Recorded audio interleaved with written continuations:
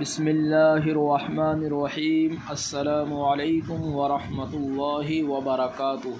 الحمدللہ، آج ہمارا اردو زبان کا 40واں سبق شروع ہو رہا ہے۔ حکایت۔ ایک دن باز نے کہا، میاں مرغے، تم بڑے ہی بے وفا، بے مروت اور ناشکرے ہو۔ دیکھو آدمی کس محبت سے تم کو پالتے ہیں، دانہ پانی کی خبر لیتے ہیں، پھر بھی تمہارا یہ حال ہے کہ مالک پکڑنا چاہتا ہے تو بھاگے بھاگے پھرتے ہو، خود بھی تھکتے ہو اور مالک کو دق کرتے ہو۔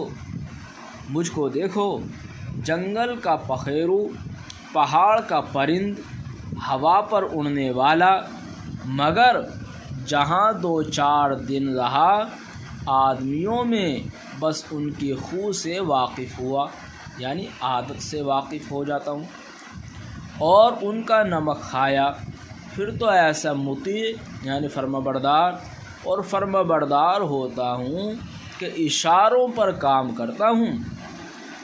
جب شکار پر چھوڑتے ہیں تو پنجے جھاڑ کر اس کے پیچھے کا اشارہ پایا، خوشی خوشی اڑتا چلا آیا۔ مرغے نے جواب دیا، میاں باز، اس میں شک نہیں کہ تم بڑے شکاری ہو، بلند ہمت ہو، چست و چالاک ہو، لیکن بھائی قصور معاف، تم میں بات سمجھنے کی لیاقت ہے نہیں۔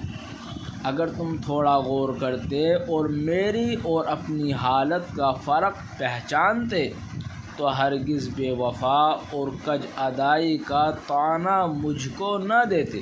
میں نے سینکڑوں مرغ حلال ہوتے اور سیخ پر بھنتے اپنی آنکھ سے دیکھے ہیں، مگر تم نے کسی باز کو ذبح ہوتے یا کباب کیے جاتے دیکھا تو کیا کبھی سنا بھی نہ ہوگا؟ اس صورت میں اگر میں چوکن نہ رہوں اور مالک کی طرف سے میرے دل میں دکھڑ پکڑ ہو تو میں عقل مندوں کے نزدیک ملامت کے قابل نہیں ہوں، اور تم اپنے آقا پر اطمینان رکھو تو کچھ تعریف کے مستحق نہیں ہو۔